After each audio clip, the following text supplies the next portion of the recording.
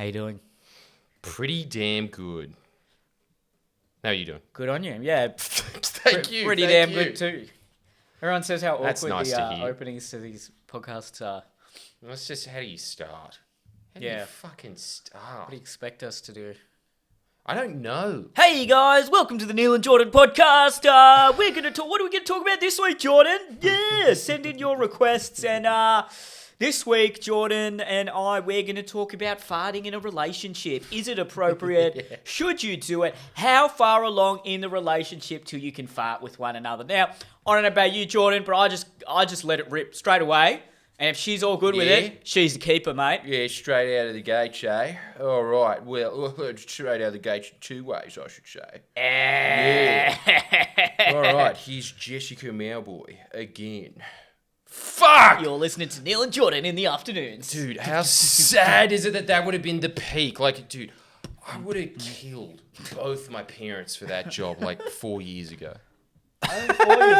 Well, dude, I was always like a huge fan of commercial radio. That's true. That's true. But the thing is, you know, commercial Just radio them, is like really. two duos. When you listen to virtually anyone who was in Kyle and Jackie O and Hamish and Andy, it's just like, thank you, next. I like Mikey and Emma. Yeah. They're like Kyle and Jackie O light.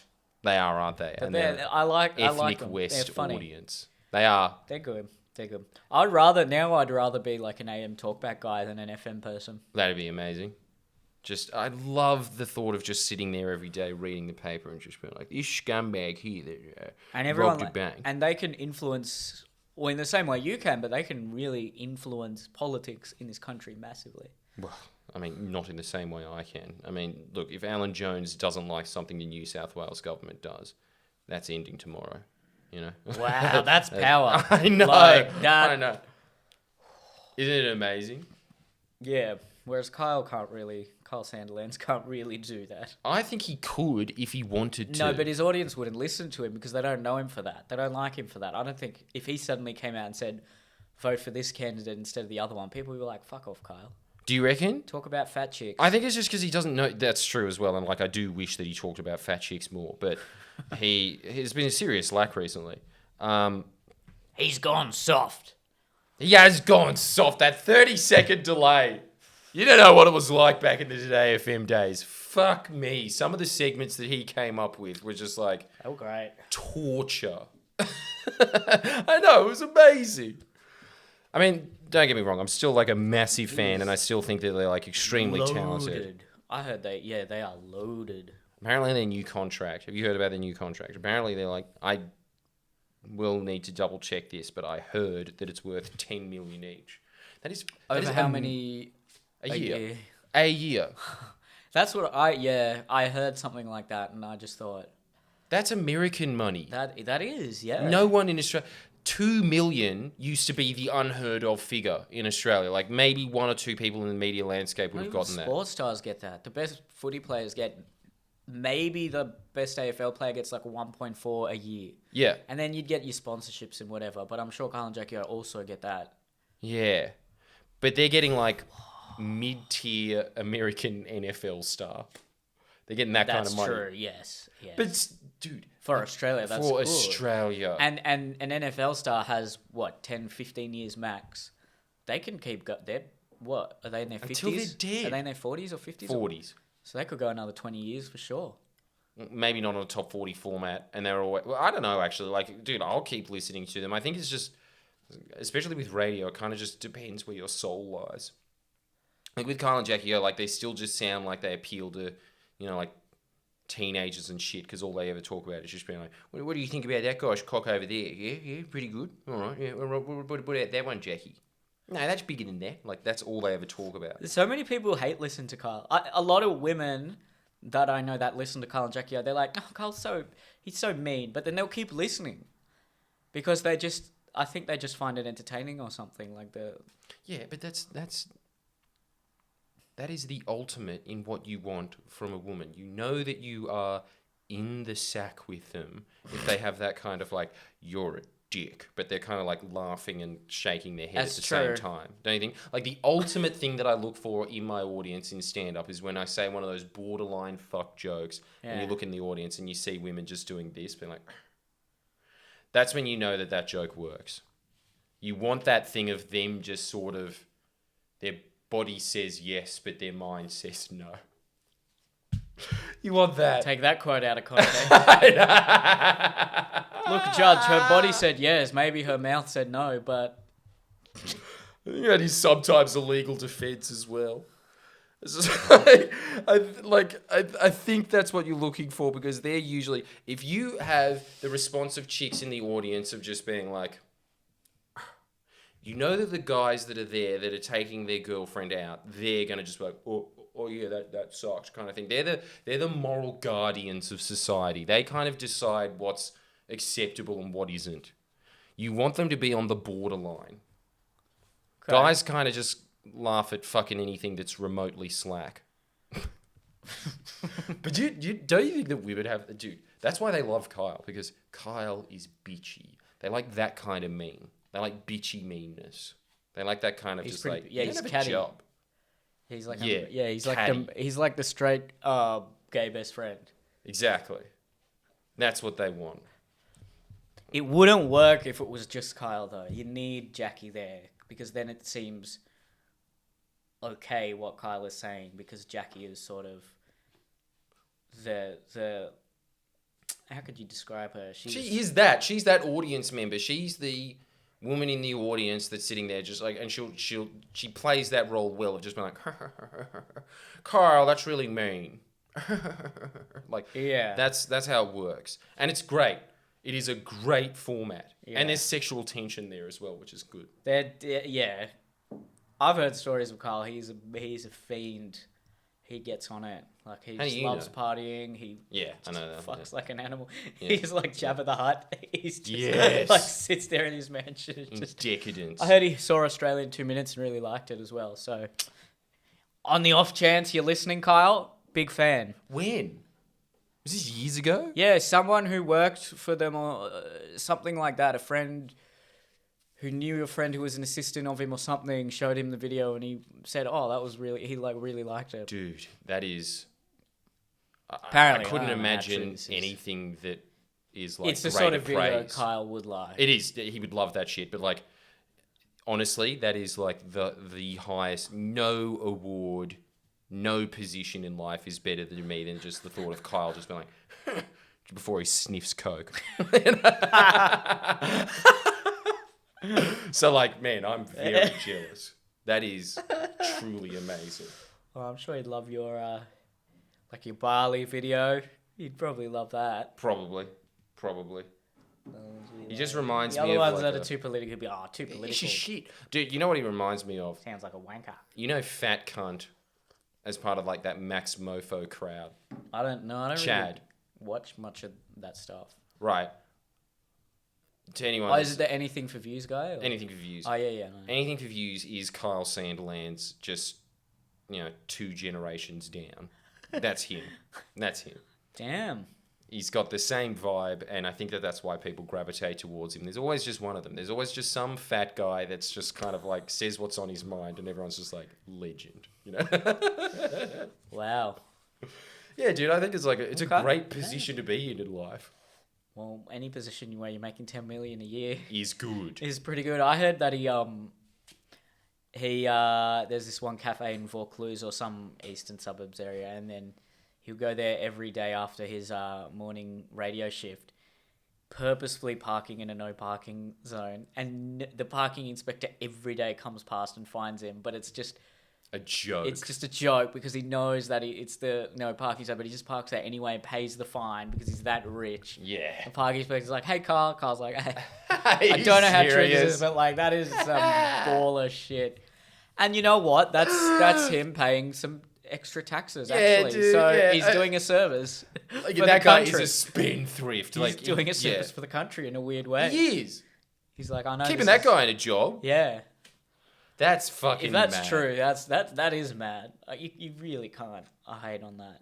Every story that I hear about him personally, I love. Like, someone that I used to know worked for them in marketing, and when the ratings records come in, they all pop champagne in the mornings, and they were like, "Yeah, we were number one again." Yeah, everybody out there is just celebrating 15th year in a row, or that kind of shit. Yeah. And he, apparently every time. Just kind of like shuffles out of the studio at exactly 9:01 or 10:01 or whatever. Just picks up a pizza that's there and just walks out eating it.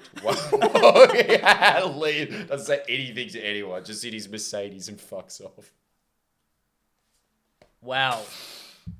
Dude, don't you reckon? Like, does anything sound more likely to be likely? Like, that sounds like the most likely scenario to me for Carl Sandilands. Yeah, I don't give a shit. It's a monarchy. He and Jackie are the king and queen, and they keep, probably hundreds of people have jobs because of their radio show. Yeah. It's an empire. No, what else is it? It is. There's nothing really to compare it to in Australian media history. Maybe the Graham Kennedy show, but not even that, because the Graham Kennedy John show Laws, got how put much out. did he make in back in the day? Fuck, that's actually a good he was question. Good. Well, he was actually Carl Sandilands' inspiration.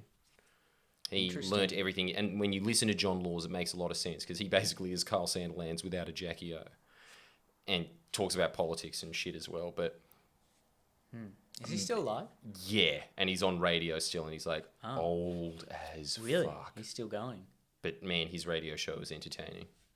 What radio station is he on? 2SM. It doesn't even blip on the ratings anymore. Okay. Like, they don't even pay to get their ratings done. He's just Even there with as his a name? stalwart. Yeah. And it's not getting good ratings anymore. I don't think he's lost his magic, though. I still think, like, his voice is funny as fuck.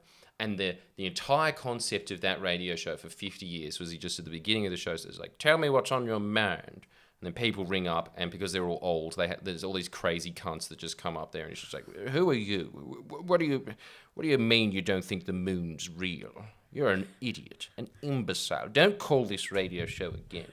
It's just that. It's just him abusing people on the phone for 3 hours a day. It's so good. People like that, don't they? Yeah. Yeah, I don't know. Like, these broadcasters are... There's talent in Australia. It's just the people that people think are untalented. They're the talented ones. I think that's actually quite profound. I don't know why that is. It's because all the untalented people are part of some little institutional cabal and they all prop each other up. But the people that are truly talented, they sniff out the bullshit of the other people and they're kind of just like, fuck you, I'm not part of your club. They stand alone, don't they? They at Because least they give can. off the facade that they do, and I'm sure that they do. Well, they definitely do. Like, they trash them. Part of their show, like all of those AM talkbacks and Carl Sandilands and stuff like that. Dude, most of Carl Sandilands' show is just bitching about famous people. You know what? I can see, because you've always talked about how they were an inspiration for you when you were younger, and I can really see that. You are our generation's John Laws. John Laws, yeah. So you're just like the new conception of it on the appropriate medium, because you wouldn't be able to do that on radio now. No, absolutely not. Maybe on AM, but appealing to a young audience. FM audience, that's not happening. Just wouldn't work. But FM radio doesn't appeal to a young audience anymore. Like, those Yeah. like, Today FMs and your Kiss FMs, that's all middle-aged mums listening to that shit. Yeah, it's There's like no bogan, young, it's bogan, fresh. it's single mums. They love Bogan it. single mums. Yeah. Basically like Real Housewives of Melbourne, that audience. I go Real Housewives of Western Sydney. That's it. That's real ex-wives of Western Sydney. It fucking is. But on top of that, no, also like rich eastern suburbs mums listen to Kyle and Jackie O. It's just Well, there you go. women with Transcends fuck all class. to do in their life listen to Kyle and Jackie O. It's universal. Transcends class. It does. Whereas ABC Radio would just be the well-to-do 50, 60-year-olds. You know what they call it? It's so good. Doctors' Wives Radio. That's ABC local. It is, isn't it? It's so that. They're very, very articulate. I'll give them that much when they speak. Turn on any other radio station. ABC local or whatever. Yeah, ABC Radio. I don't know if it's ABC local, but ABC national. Yeah. yeah, whichever one it is. Yes. Well, I think also, I think it's actually changing now because that's just who you look up to in life. But I know that from, as I was talking before, I went to school with a lot of their kids. the journalists that are kind of, a lot of them are dead now actually, but the esteemed, that the Kerry O'Brien's generation, all of them looked up to BBC radio journalists. So it's always just this like contingency of who you looked up to. You kind of just become like an inspiration of that, and that's why they have these very pronounced voices. It's because they listen to that shit. I see. That makes sense. It does. Yeah. Yeah, you are always like the next big persona in any media format is just going to be a product of someone that they were inspired by, but putting their own spin on it. And their generational context and their zeitgeist that they're representing. Yeah. So like True. I don't think dude, you know what? It's just an unfortunate thing about Mikey and Emma. They were just born a little bit too late for that. They're kind of just on that precipice, and then like they have that I bet you Mikey ethnic Western Sydney audience. Pissed off, or everyone would be like, "Yeah, you're a lot like Kyle." I bet you he hates that. No, I reckon he'd fucking think that that's like a huge compliment. I reckon he's definitely modelling himself off Kyle Sanders. Yeah, but don't you think it's because like that's the first thing you think of when you think of Mikey and Emma? You're like, oh yeah, they're like Kyle and Jackie O. Yes, exactly. Dude, it's the first thing you said, Kyle and Jackie O light. Yeah, and it is. And there's nothing wrong with that, dude. Like a Kyle and Jackie O light, I would much rather listen to than Fitzy and Whipper. That's true, but personally, I'm sure they'd hate it. Yeah. Maybe, I don't know. I mean, got them a career, so shut the fuck up, you know? But let's not get too sidetracked with this one. That was a good little introduction to Australian radio. By the way, apologies if you're... Oh, you know what? We talked about some very Sydney-specific radio people there as well, so apologies if you're just out of Sydney, which would be most of the people listening to this. Yeah, that's true, actually. But now you know about some of the FM radio broadcasters in Sydney. So you're richer for it. Yeah. Pub trivia for you that'll never come out because no one... You're not from Sydney, you wouldn't understand. I know. We're better Their than slogan you. was "Show Sydney." If you don't get what that means, it's because you're not from Sydney. You're probably a bogan. But no offense. What do you want to discuss? Epiphanies. That's what I want to discuss. Okay. Are we talking like spiritual epiphanies or just any realizations? Okay. Intellectual, spiritual. All right. Dive in. Started. I guess, okay, well, it basically came up because I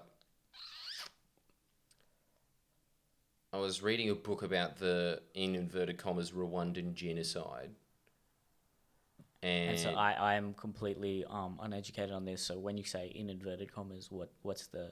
Well, that's like a really controversial topic to like everybody. But like now I'm just completely convinced on it. I mean, I just realized the older you get, the more bullshit was just taught to us. It doesn't matter like at high school, like the rendition of history that you're taught is purely from a fucking, you know, like Western perspective. It's like everything is always just taught from your sphere, and so you're just propagandized in that way. Rwandan genocide happened in the 90s. It was like apparently between two factioning tribes in Rwanda of the Hutu and the Tutsi, and then apparently the Hutu just went apeshit and killed all the Tutsi in the span of 100 days. And I was always fascinated by that because it's just like there's no examples in human history of like this all of a sudden out of nowhere explosion genocide.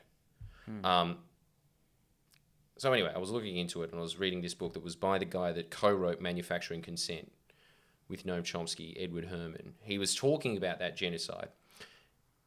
The official numbers of how many Tutsi died was 800,000.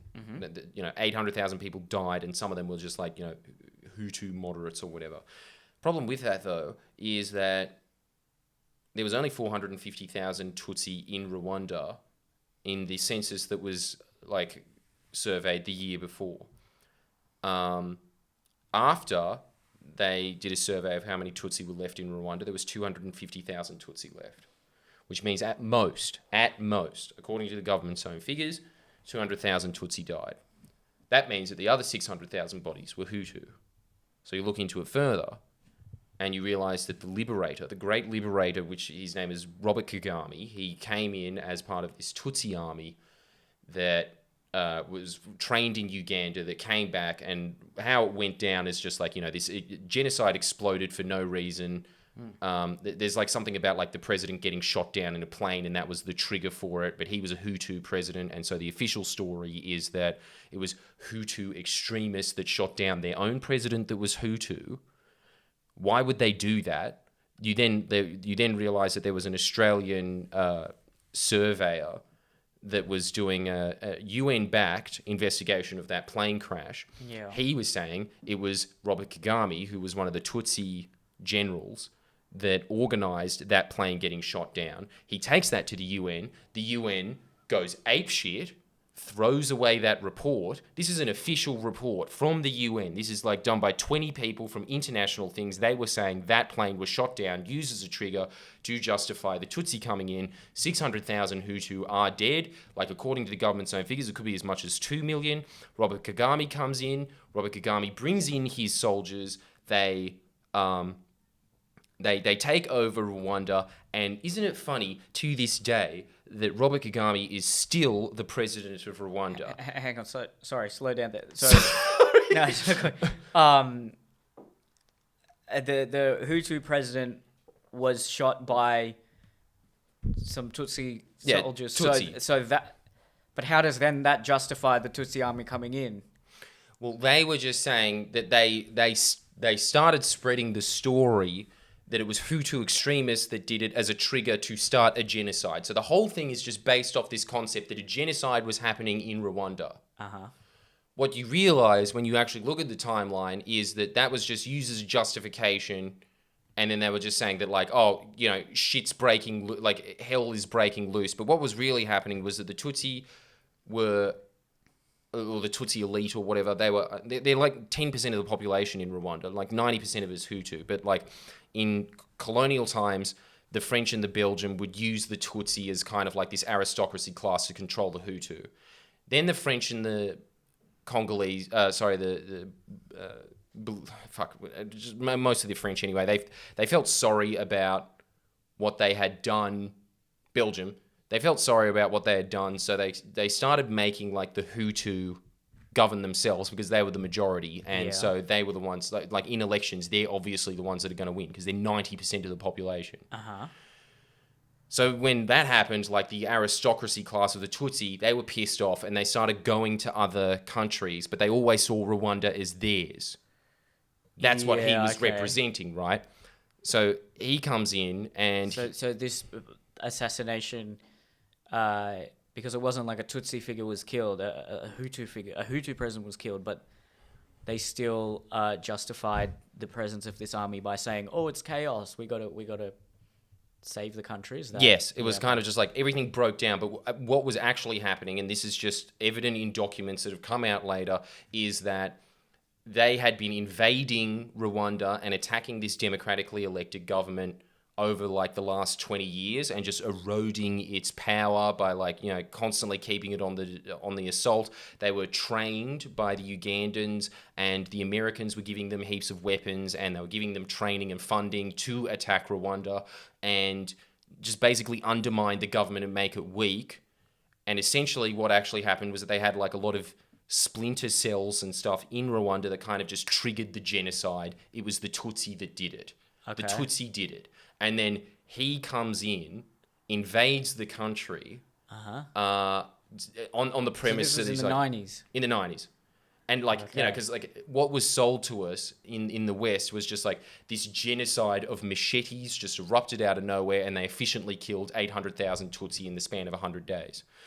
And the Americans just didn't really know about it, and they were slow on it, and they feel really bad that they didn't do the genocide. What you realize actually is that the Americans were funding Robert Kagame. The French were the ones that set up the Hutu as their own thing, and like the French were always sold as the evil ones that were trying to protect the Hutu. Didn't you say the French and the Belgian were using the Tutsi as their... Over the time of colonialism, but like when they started moving out of colonialism, they kind of felt guilty about that fact, and so they were just like, we'll set up the Hutu because they're the ones that are the minority. Like they've just been fucked over for like, you know, I don't know, 400 years or whatever, right? And well, before that even, because the Tutsi used to rule over the Hutu as well. So like just years of just being like a underclass. And what's the difference between these two? Mostly that the Tutsi are taller. Isn't it amazing? Like, just like Really? it's so primal. It just goes down to that. Wait, so there's no actual... Is there like a cultural difference, or do Yeah. they have different, religion or something, or... I don't know if they have a different religion, but culturally, the just whole taller. area, basically just taller. There was like two tribes that just kind of come from that. I'm on Neolithic that. times, and they turned into thingos. Huh? On the Hutu side then? Me too, man. Like, oh yeah, okay. Right. Stand up for the... the forever oppressed short people. Poor midget. And then, so he comes in, he invades the country. Then, and this is never spoken about, and so like the Americans were backing them. So like basically, and the only people that were really telling the truth about it was the French newspapers. And at the time, the UN Secretary General was French, and he was saying that like this genocide is being orchestrated by the Americans. They were funding that army. They were training that army, and they wanted to install the Tutsi back into power to control Rwanda. And now they use Rwanda as sort of like this Israel of Africa to kind of just like control diamonds and control the precious metals that you use in mobile phones and computers. All of that shit is usually found in Central Africa. And so they use Rwanda as this like military stronghold. They go into like places like Congo and, just illegally invade it. No one gives a shit because it's like Robert Kagame and he's backed by the US. And the guy is the biggest mass murderer that is alive today. He's responsible for 5 million deaths. He's killed a lot of people. And he is held up to this day as this like father of Rwanda. He's the president today in a Hutu majority country of 90%, but he wins 90% of the vote. And the whole time I was always just like, oh yeah, it's just because he's just so sound at economic management or whatever that they just vote for him because they just feel sorry about the genocide and they just voted him in. Not a fucking chance. Like, he is a dictator and he's just been installed by the US and he goes to all these other countries, kills off Hutu in those countries so that they can extract resources that the US then use. This was all orchestrated by the US so that they could have... It's the same empire building thing that they use like in the Middle East, in South America, basically the whole world, right?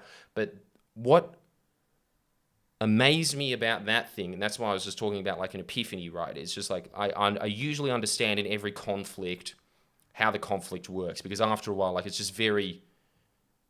There's a distinct pattern of how the Americans influence global politics. They use the same tools over and over again. Yeah. It's the story that was behind this one, of this genocide that exploded out of nowhere and this savior that came down, and I just took it hook, line, and sinker. And then when I read the facts about it, well, again, it was like the guy that wrote Manufacturing Consent, Edward S. Herman. He's like one of the most esteemed academics of our time. There's all these other books that are written by other academics. How much of it was Noam Chomsky and how much of it was him? Or was it just a sort of... That's a good question. I don't know. Okay. But I think that Edward S. Herman actually would have done a lot of it, and Chomsky kind of just would have been like the name that sold it. But I think that, he obviously would have contributed. Okay. But I think that Noam Chomsky has like a lot of projects happening at once, and Edward S. Herman really kind of just works on propaganda. Is he still alive? Barely. Okay. Same as Chomsky, though. They're both very old. Yeah. And so, yeah, I don't know. It was just like, there was this moment where I was just reading it, and you know what I'm talking about here? Red-pilled. That's it. Like, just like your entire... Something that you understood about life, like you just learned basically that the opposite of that happens, and like... Yeah. Like, it kind of just like makes you feel uncertain. Like, it's kind of just like the wind has been taken out of you, and you kind of just been like, whoa, what the fuck? Your reality has been disrupted. Your reality has been disrupted. That's it. Yeah. That's what I think that's the epiphany moment that I'm talking about. It's like it's heavier than an epiphany. Epiphany is kind of like this is kind of like what is happening? Like that like what's real and what's not, man. Like that. And what do you think is what's worth talking about in regards to that feeling and that sensation? I live for that. Yeah. I realize I live for that moment of just being like, they're character building, and two, they're evidence of you growing as a person. Evidence of you growing as a person. And there's a deep truth that comes with it, and the truth is uncomfortable. It can be very uncomfortable. Those sorts of realizations when you've thought you've been sure of something, and it's not even that you've thought something. It's just been a given. It's been a fact. So you've never actually thought about the possibility of it being wrong, and then when that's shattered, it takes a while for you to just get your bearings. And that's, I don't know. I don't know how to get that feeling more, but man, if I could get that feeling maybe every like 2 weeks, I'd love it. I just like enough time to recover it, then boom. But I think that those instances, I don't know about you, but for me, they're rare. They're very rare, yeah. So you've had these experiences. Yeah. How often do you think they happen to you?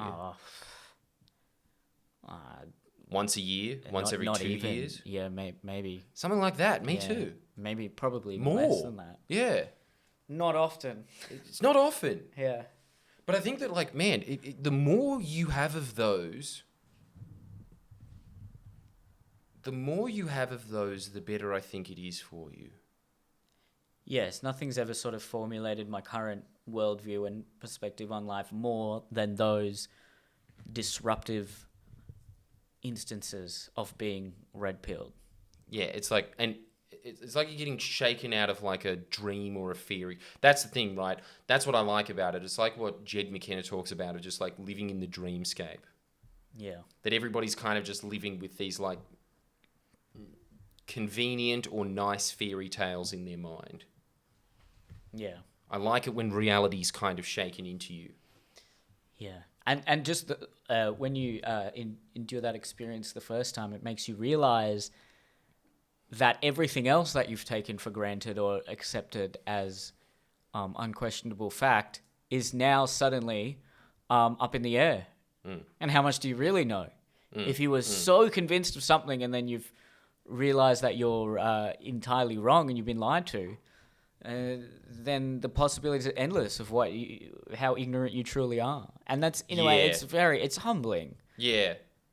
That's and it's a good thing. Yeah. Ultimately. It's world shattering at the time, and it can hurt even.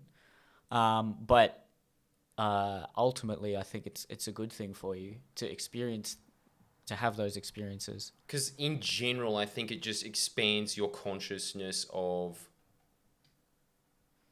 It's exactly what you're kind of saying, I guess, just like your limited perception of the world. Mm-hmm. And it's not even just the thing of like, that's also like a part of it, of just like, what is true and what isn't. That is something very important to gesture, but I think it also just permanently breaks down something in your mind where like you're not that ignorant anymore in like everything. Everything around you is like you're a little bit less susceptible, I guess, to like the Dunning-Kruger effect or whatever, of just because, dude, the bane of my existence, I can handle people that like own me with facts or whatever online. And in fact, I like that. The thing that gives me the shit, and this is 99% of criticism, is just people that are really ignorant. Like they don't even know what they're trying to argue properly, and they're smug about it. What's an example of that? You know, someone's just being like, John Howard gave us the surplus. Checkmate. It's just like, dude, like I can't be bothered to educate. Like I've done a whole hour stand-up show on why that point is ridiculous. Like why that is such a dumb point. I can't be bothered getting into this. You know, like yeah. I think it's just one of those things. It's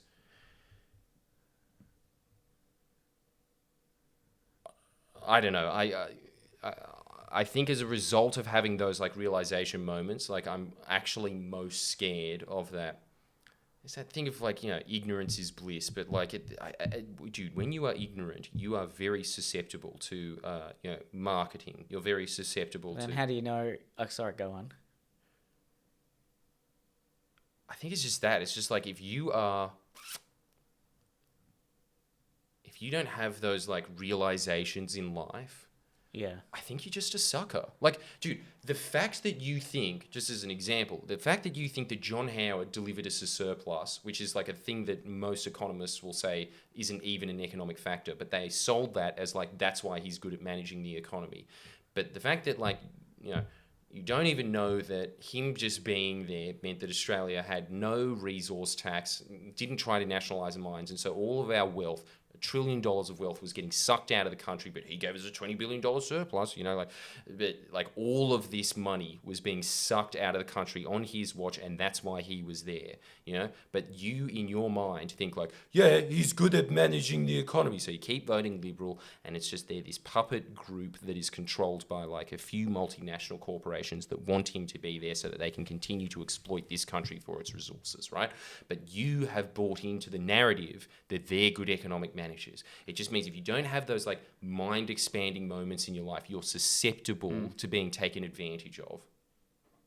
That's usually what happens at the end. Like, I think there's like that humbling thing. When you have those realizations, you're kind of just like, damn, I was a sucker. How do you know that you're not currently in that ignorant state right now and I'm not just talking about the Howard thing, for example, but with anything that you take as fact right now, how does one ensure that they're not just a product of the narrative that they've been fed?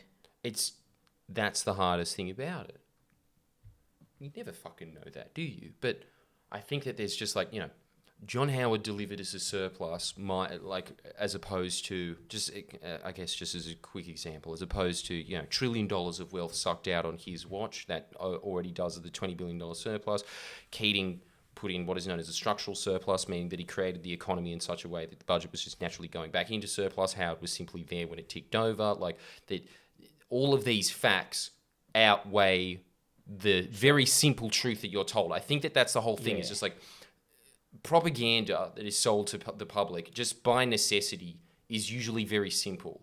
And as soon as you can poke a bunch of holes into it, like the Tutsi thing, right? Where it's just like, look, here's the census results. 450,000 Tutsi. After the genocide, 250,000 Tutsi. But 800,000 dead bodies? Just things like that. It's just like, the maths doesn't add up. And if you go into it with a mindset of just like looking at the facts as they are, you can't believe the official story anymore, The official story, and when you go to the people that are telling the official story, the UN, the Clinton administration, or Kagame, any of them, and you say that to them, there's no response to that. Okay. They don't try and clarify the record. They just shut up about it. They just shout you down. They say that, you're a genocide apologist, but it's that same thing as like what happens with the SJWs and shit like that, Like they're just like, you're a racist. Like, that's all they've got at the end of the day. It's very shallow, which means that they're wrong. If you can't argue on the facts, you don't have an argument. I think that's what it is, right? Like, if you had, can you remember a point in your life where you just were just like, oh shit? There'd be a few, yeah. Do you remember any specific instance though? Talking to you and then reading The Truth was probably a bit of bit of that. Yeah. The Truth was that. Yeah. Yeah. The Truth does it. Like, all those books on relationships did that. Yeah, they definitely did, yeah. It opens up so much of... And you know what I think a lot of that relationship stuff is? I think it's like... because of fairy tales and Disney... Well, actually Disney, because a lot of fairy tales actually ended up a bit sad and melancholy from like the Middle Ages or like afterwards. But Disney, they kind of sell this like they lived happily ever after. Yeah, yeah, and we all grew up on that. But and we grew up on that when we were kids, so it was a very formative time in our life. Yeah. So it's hard to break out of that because it happened to you as a kid. Yeah. And like most things that were put into your head as a kid, you never question it. Yeah. It's there. And then you read those books on relationships and it's just like, no, it's not a happy ending. It's like, it's actually like really hard work. And there's a lot of psychology that you need to deal with personally. And that's exactly it. Yeah. I don't think I'm trying to think off the top. I've never had like a political epiphany as such that I can think of. There's been definitely points where I've previously disagreed with something or someone or a particular view, and then I've changed, but never had an entire philosophy broken apart or anything like that. But it's not my field of expertise either. I think that's a part of it, though, isn't it? It's just like, I think that's it. It's just when you realize something has been a long-standing lie in your head. When you've accepted things as unchangeable, so that there's just no question in your mind that is not even whether it's a fact. It's just it is like the building blocks of your reality, and when that's broken apart, it's very confronting. What do you think? Do you think there's anything there? Look, just by going off my life experience, and I'm sure yours as well, there probably will be times in the coming years where I will have those epiphanies. It'd be interesting to think about what those epiphanies could be, or whether you think, oh no, now I have my worldview and it's set, and I'm certain this is it. I know the utmost extent of what I'm going to ever know. But I don't. Yes, I doubt that for me anyway. Exactly, sure. for you. Yeah. Because I know you are not. You have a curious mind, so you're not going to be like a lot of the time. Those bogans that kind of just argue the same fucking dumb talking points over and over again. It doesn't matter what you tell them; they're not, because, dude, at the end of the day, like, basically the reason that I like arguing, apart from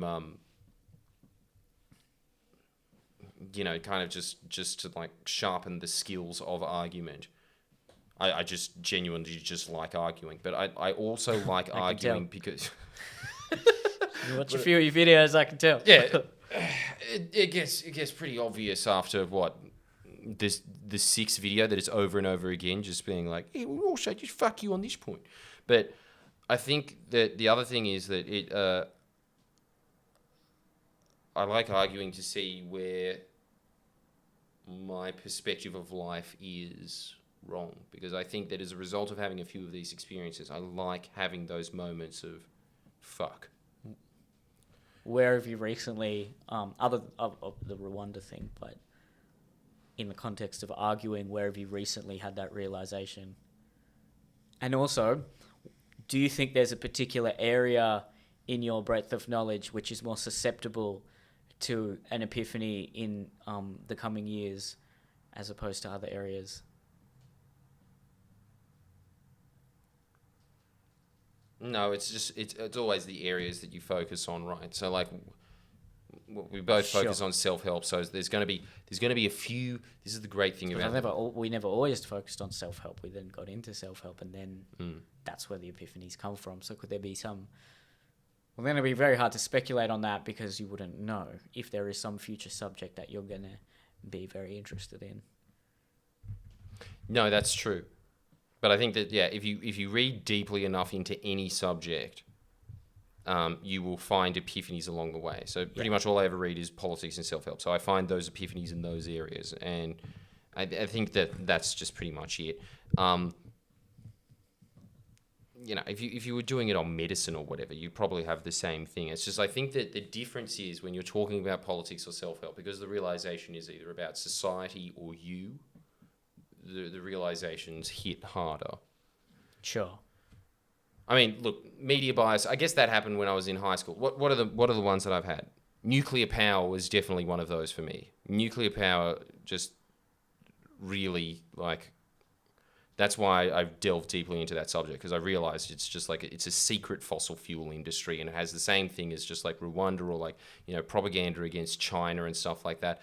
And it's not like, it's not like the Hutu are innocent, or it's not like the Chinese are innocent or whatever. It's just kind of this thing of like, the story you were told is wrong.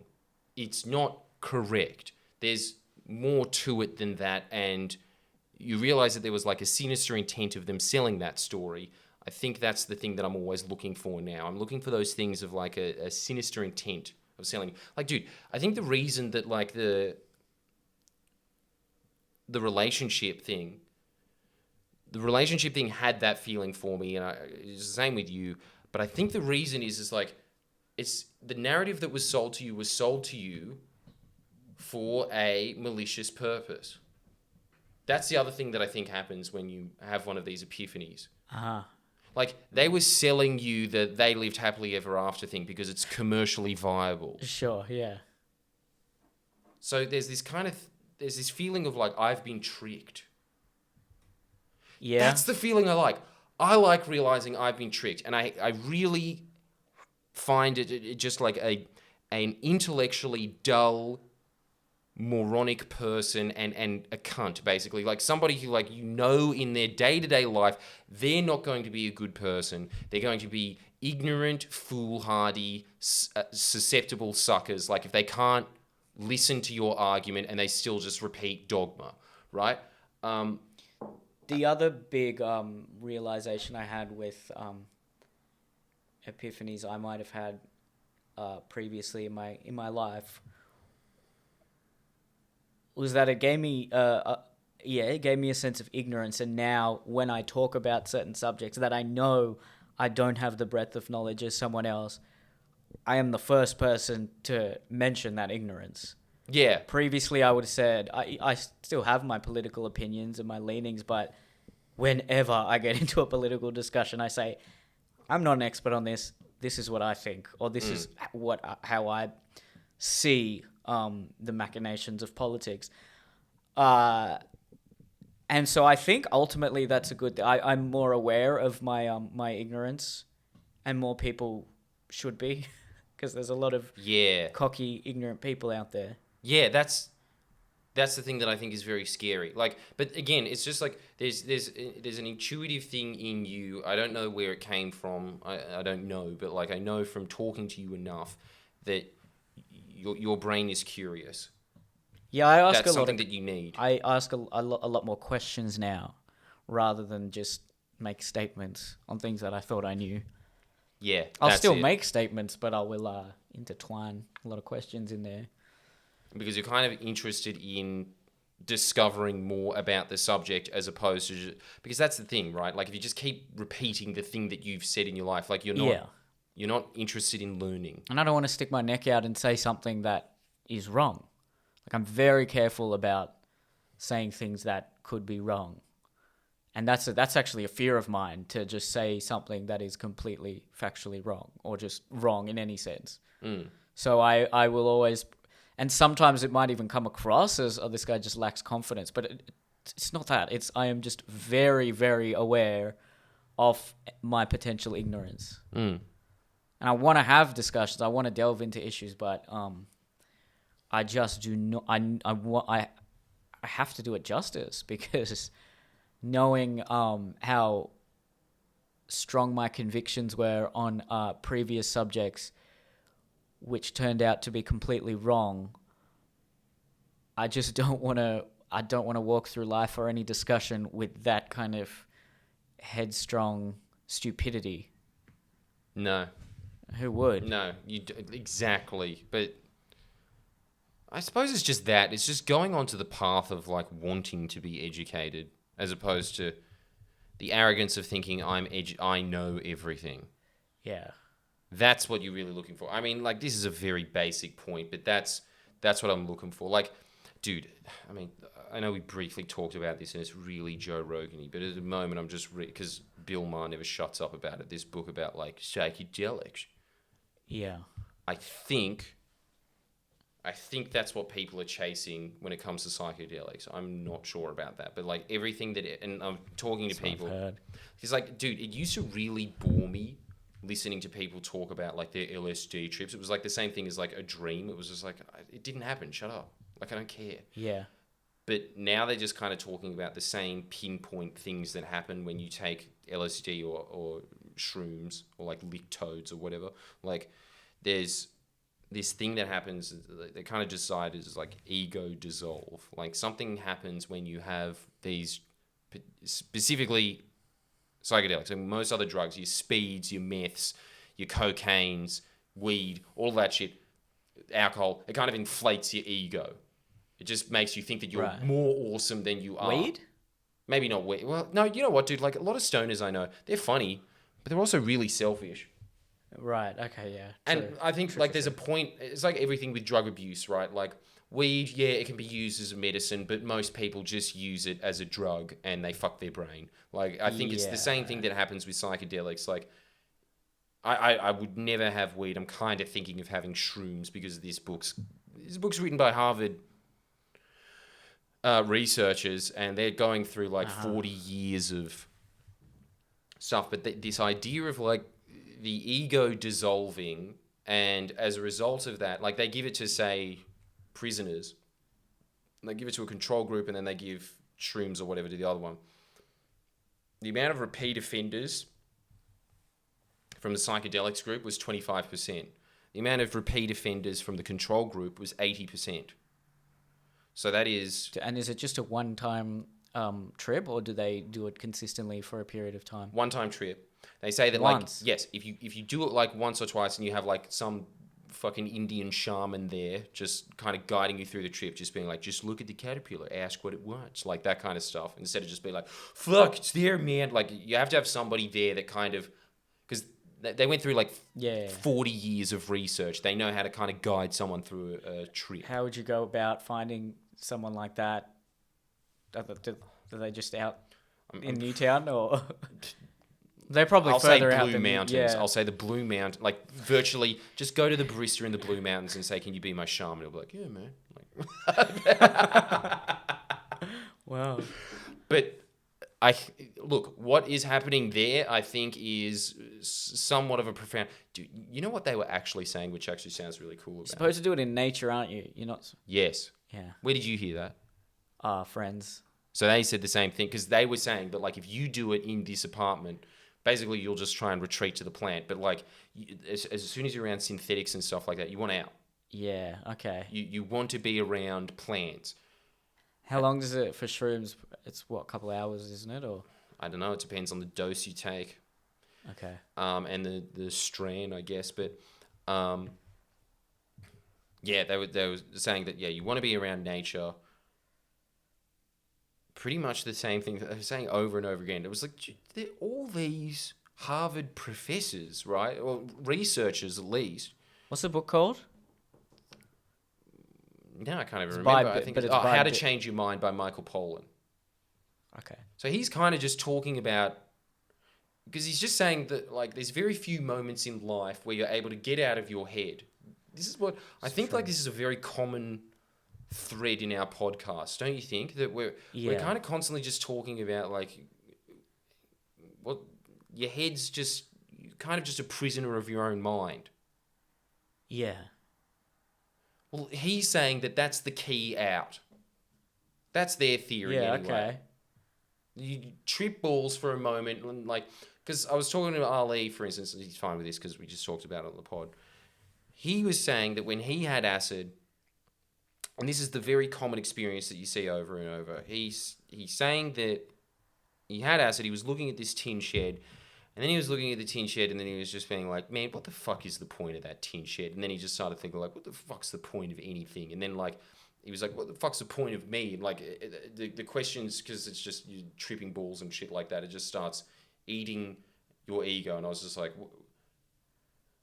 because obviously he has other drugs like cocaine and stuff, like the 80s businessmen have, and they think they're the shit and stuff like that. This one kind of just, like, makes you completely...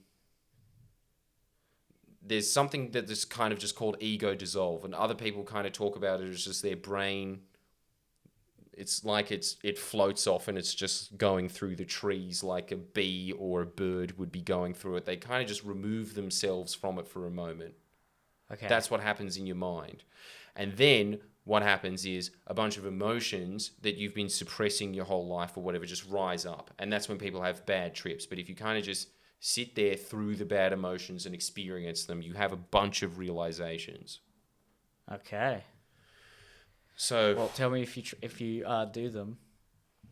look, I'm very scared of my autistic brain on psychedelics, but dude, the thing You is, do a microdose or something. maybe I'm definitely not taking acid. If it's ever going to take anything, I'd be taking mushrooms. I'm not going to take anything synthetic. I think that's just a terrible idea. If I was going to do something, it would be mushrooms, and it would be... I think that the thing is, if you're an 18-year-old that's on the dole or whatever, you shouldn't be taking mushrooms. You should be getting to the point where you're at a sort of stage in your life, and I have this as well, where it kind of just... You know your brain so well that it's sort of just a machine. I don't know if you have that feeling sometimes. Do you have this feeling where you can kind of feel your brain working as a factory? I get it a lot when I'm writing scripts. I know certain thought patterns that are repetitive in my way of thinking. I haven't had the feeling of it being a machine as yet. But I'm a lot more observant of the way I think and some paths that my brain and train of thought always tends to take. Yeah. Definitely more aware of that, yeah. And that happens to you. Yeah. And that's... Well, like the older you get, I think the more that just obviously happens, you're more aware of it. And obviously the fact that you're reading self-help, that makes you hyper aware of that. And that's a great thing that you are aware of that. I think machine might just be a metaphor that doesn't work for you, but basically you're just describing that. Yeah, okay. But that thing of just, I've thought this before. I think when we were talking about the jokes, don't you get that? Like, I feel my brain doing the same things over and over when I'm writing a joke script. A script. Yeah.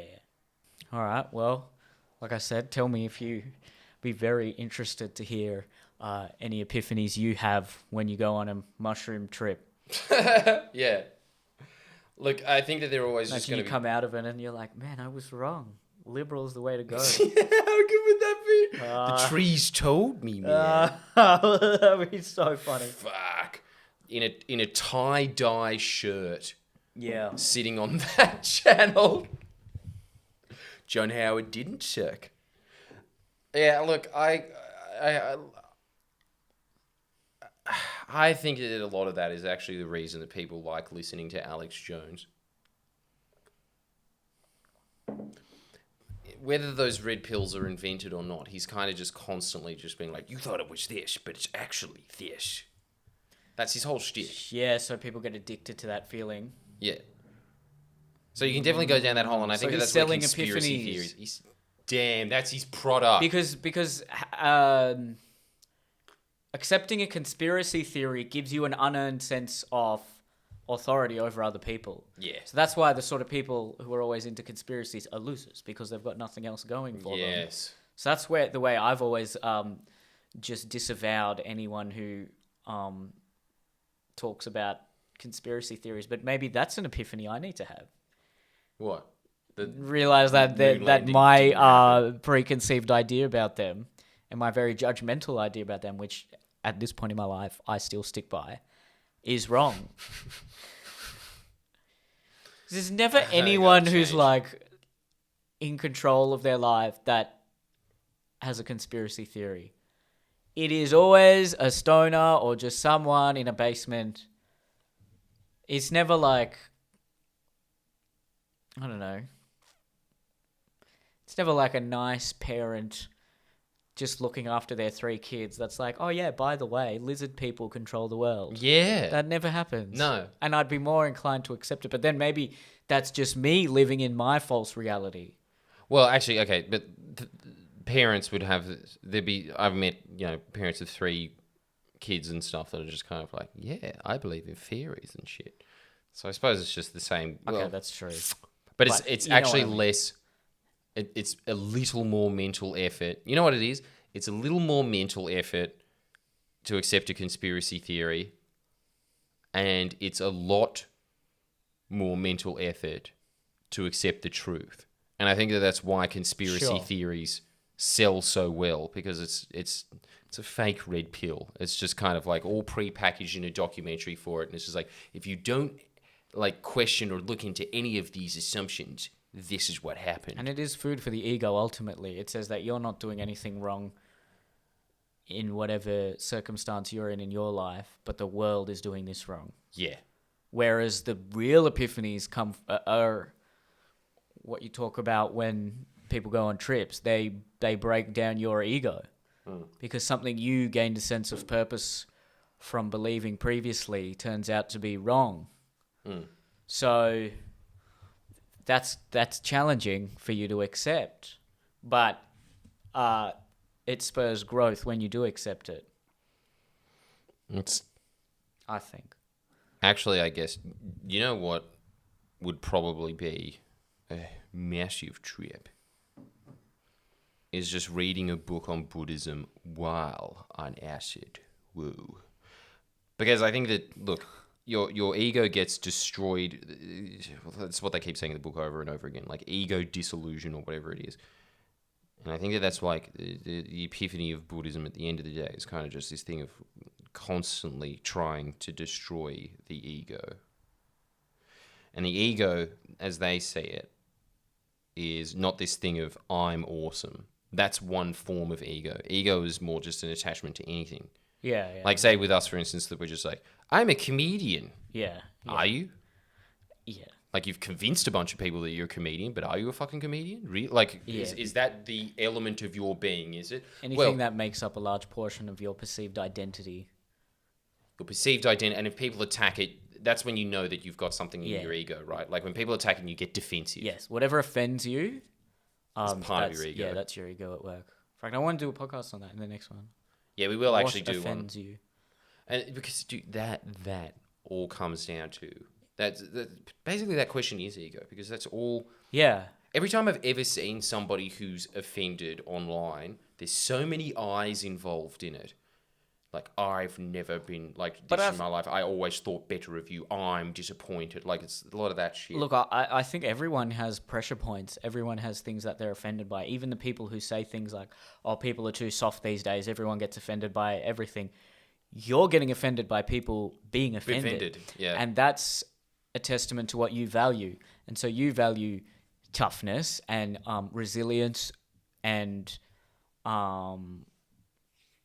Well, those are the main components. Resilience, because you've probably dealt with a lot of pain in your life, but you haven't spoken up about it. So as a result, you think other people shouldn't be complaining. I think a lot of that mentality comes down to that. They've created the image in their head of that, though. Yeah. Because they're not actually tough, are they? They might be. I don't know. Well, dude, if they're getting offended by someone getting offended, that's pretty fucking weak. True, yeah. I think so anyway. Like, you know what's tough? You know what's really fucking tough? You know those Buddhist monks in, like, the Vietnam War that, like, set themselves on fire in protest? Yeah, that's tough. That's fucking tough. That's pretty tough. I know! Can't doubt that. Can't doubt that shit. All right, well, that's okay. 100%. Next podcast. What offends you? And ultimately, it'll be because if you can discern what offends you, you can then work out how you view yourself, and it plays into your identity. Yeah. Because I know for a fact that because I see myself as a comedian more than anything. So when people say you're not funny, are you just like fuck you? Not so much just specifically you're not funny, but if it's a more nuanced criticism, like. That joke didn't work for these reasons. Is that that can upset me. That does give me the shits as well. It kills me. And you know what actually kills you about it? Because I always get this as well. I think, well, tell me if I'm off base with you, but like, I think it's always just this thing of like, oh, well, do you tour the nation talking to like hundreds of people a night doing comedy? No. So what's your opinion worth? Really? But that is a deflection. And that is how I respond, but it is ultimately a deflection because you're not actually listening to their criticism. You're just assuming they must be wrong because they're not doing what I'm doing. That's true. But you got to actually say, all right, well, hang on. Is their point about my joke construction correct? Because immediately I noticed myself when I've been actually looking at my hate comments on videos recently. This is some self-isolation. What else is there to do? And I noticed certain comments really hit harder than other comments. Comments that are like, no, one of them was like obviously wrong, but for whatever reason, it just, you know what it is? Because it's like obvious stupidity I'm not offended by. Like I got a message being like this like blatantly racist message, and most people in the mainstream media anyway would be like, this is just another example of why Australia is racist or whatever. I laughed it off. I was like, this guy's cause kidding, right? Like I just thought it was a joke because those are the characters I make fun of. I'm not you know, I don't feel insecure when I get hit with the racial slurs or whatever. But when it's like when people are questioning the quality of my comedy or the depth of my content, that's when I can't take it. And I think a large part of my identity as a comedian is that like I am the smart comedian. So that's why I think it's really good to see what you're upset and offended by, because it can give you a big insight into your identity. How you perceive yourself. Yes. Damn. Because if it's a very stupid comment, I'm like, well, my comedy's not for you anyway. But then if it's like someone who's kind of smart, and I'm just like, oh. Damn. Yeah. Anyway. I think that'll be another podcast. Just a little preview there for you. That's actually a very, very fine, very, very precise point. I think the time that I'm always like offended, I guess, is anytime anyone attacks me for being dishonest. If they're just like, you're saying, it's a classic thing. So just like, you're saying this because you're paid by the Labour Party, or like you're saying this because you're like, just need to like fulfill your narrative, or like anytime anyone ever alludes to the fact that I'm just being disingenuous or dishonest, that gives me this shit. Usually anything that's like attacking my comedy, I kind of just laugh that off of just being like, I have that virtually about anything with my image.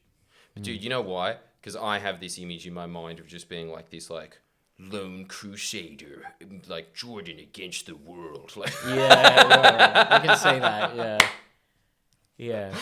Dude, it's so true. Like it's pathetic. It's just there's different types of egos that everyone has. Yeah. You're right. Like that's so. It's like at the end of the day, look. You're not even doing your job as a comedian if you don't make dumb jokes. Like, some of the hardest I've ever fucking laughed is Jackass, and that's as dumb as it gets. That's it. You know? Like, yeah, it's exactly that. And it's just like, you know, like Crusader. There's like fucking half the country that thinks what I think, you know? It's so stupid. That's true, man. All right, well, we'll wrap that one up. That was a good discussion. Yeah. Anyway, thanks for tuning in. Thanks, guys. Thank you.